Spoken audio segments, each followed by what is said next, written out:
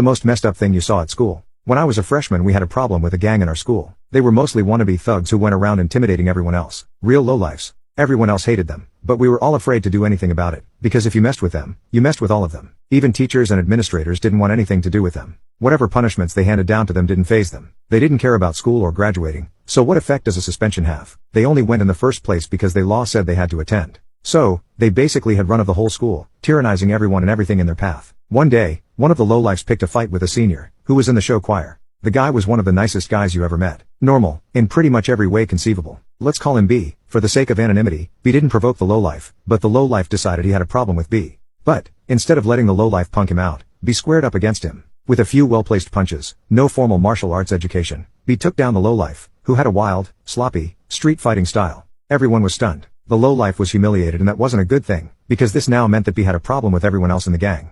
Amazingly though, instead of the standard suspension for fighting, the school administrators didn't do anything. They pretended like it never happened. They didn't even call him into the office or anything. B was already a hero to the rest of us. A legend. Sure enough, the gang began to harass B, calling him out in the